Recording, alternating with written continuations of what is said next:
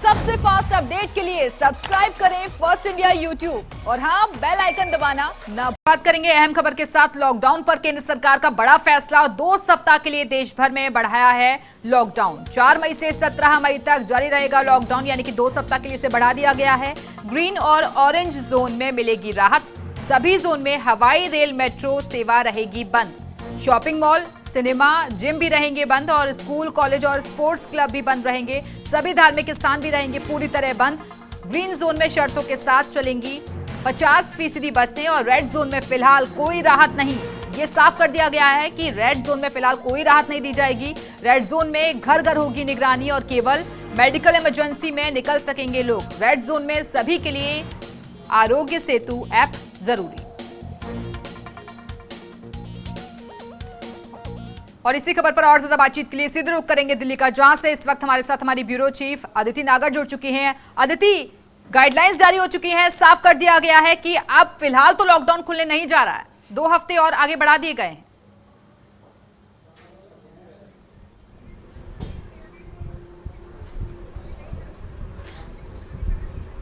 बिल्कुल, देखिए पूरे देश को 3 मई का इंतजार था कि आगे क्या कुछ होने वाला है और शायद यही वजह थी कि जब आज दोपहर में प्रधानमंत्री नरेंद्र मोदी के आवास पर एक बैठक हुई। बेहद महत्वपूर्ण बैठक थी जिसमें गृह मंत्री अमित शाह मौजूद थे और जब ये बैठक शुरू हुई तब इस बात का अंदाजा लगा लिया गया था कि आज लॉकडाउन को लेकर क्या कुछ स्थितियां रहेंगी, क्या फैसले लिए जाएंगे, इसको लेकर ये बैठक की गई है। हालांकि जब ये आदेश जारी हुए गृह मंत्रालय की तरफ से कि जितने भी माइग्रेंट्स हैं, वर्कर्स हैं, टूरिस्ट हैं, स्टूडेंट्स हैं, जिनको अपने अपने राज्यों में भेजा जाएगा, तो उसको लेकर भी आज एक विस्तार से चर्चा की गई। लेकिन इस बैठक में सबसे महत्वपूर्ण मुद्दा ये जो पूरे देश भर में अब लागू होगा अगले 2 हफ्ते के लिए, यानी डिजास्टर मैनेजमेंट एक्ट 2005 के तहत अब 4 मई से लेकर 17 मई तक ये जो पूरा लॉकडाउन है इसको बढ़ा दिया गया है। और जो आदेश जारी किए गए हैं गृह मंत्रालय की तरफ से उसमें साफ ये कहा है कि अभी कोविड को लेकर स्थितियां अभी भी नाजुक बनी हुई हैं और जो नंबर्स हैं उनमें बहुत ज्यादा गेन आया है। ऐसे में जब हाल ही में प्रधानमंत्री नरेंद्र मोदी ने तमाम चीफ मिनिस्टर से बात की थी तो उनको यही कहा था कि राज्य में लॉकडाउन खुले या ना खुले ये राज्य के व्यवहार पे डिपेंड करता है।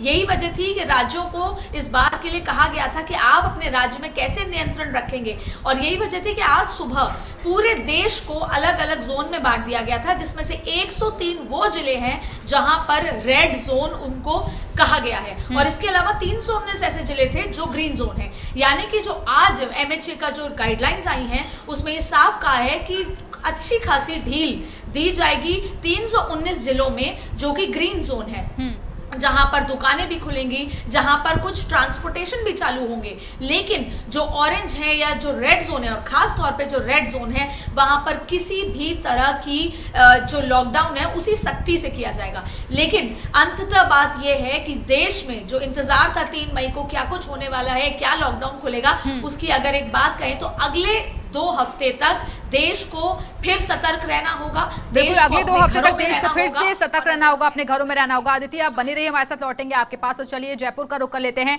नरेश शर्मा इस वक्त हमारे साथ जुड़ चुके हैं। नरेश, क्योंकि प्रधानमंत्री नरेंद्र मोदी ने खुद वीडियो कॉन्फ्रेंसिंग के जरिए मुख्यमंत्रियों से चर्चा की थी, फीडबैक लिया था और सभी ने ये कहा था कि फिलहाल ऐसी स्थितियां नहीं है तो अभी लॉकडाउन नहीं खुलना चाहिए। शायद इसी को ध्यान में रखते हुए ये महत्वपूर्ण फैसला हुआ।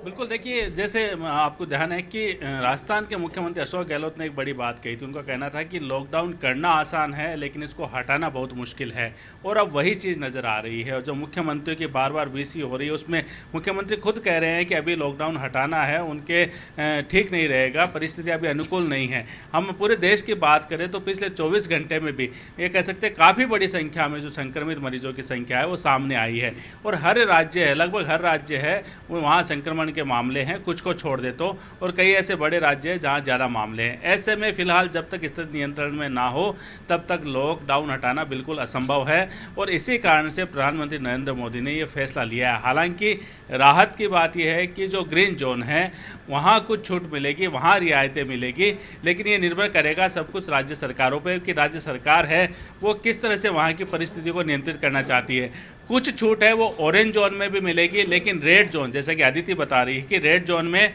बिल्कुल लॉकडाउन की सख्ती से पालना कराई जाएगी।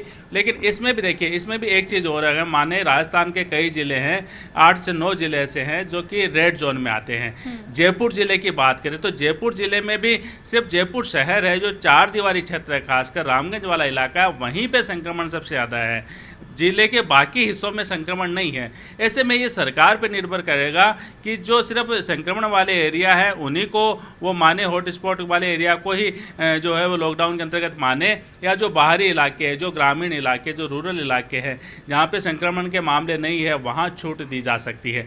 और ये हमने देखा भी है। देखिए, मैं आपको बता दूँ कि जो मॉडिफाइड लॉकडाउन जो राजस्थान में लागू हुआ है उसके बाद जो कह सकते हैं सिर्फ 17 इंडस्ट्रियल एरिया ऐसे हैं जो कि हॉट स्पॉट के नज़दीक है, उनमें किसी तरह की जो गतिविधियां है, इंडस्ट्रियल गतिविधियां शुरू नहीं हुई है। लेकिन बाकी जो प्रदेश के तमाम जो इंडस्ट्रियल एरिया है वहाँ पे कमर्शियल एक्टिविटीज़ है वो शुरू हो चुकी है।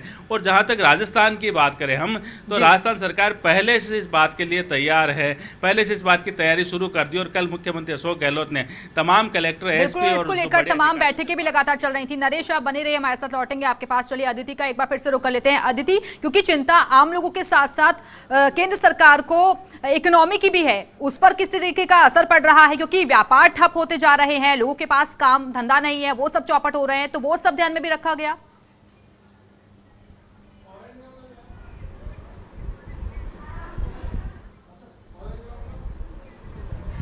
बिल्कुल, व्यापार चौपट होते जा रहे हैं। और यही वजह थी कि मैं आपको अगर पहले भाषण का याद दिलाऊं प्रधानमंत्री नरेंद्र मोदी का, तब वो कहते थे कि जान है तो जहान है, और उसके बाद के भाषणों में उन्होंने कहा कि जहान भी जरूरी है। तो ऐसे में मॉडिफाइड लॉकडाउन का जो आविष्कार किया गया था, चाहे वो लॉकडाउन 2 था, उसी तरीके की स्थितियां थी कि घर से बाहर नहीं निकलना। लेकिन फिर जैसा अभी नरेश बता रहे हैं कि 17 इंडस्ट्रियल एरिया राजस्थान में भी चालू हुए, तो वही वजह थी कि अब जो ये जोन में बांटा गया है, यही वजह, इसका पूरा का पूरा वजह केवल यही है कि पूरी इकोनॉमी को देखते हुए जो ग्रीन जोन है वहां पर किस तरीके से थोड़ा ट्रांसपोर्टेशन, शॉप्स को खोला जाएगा।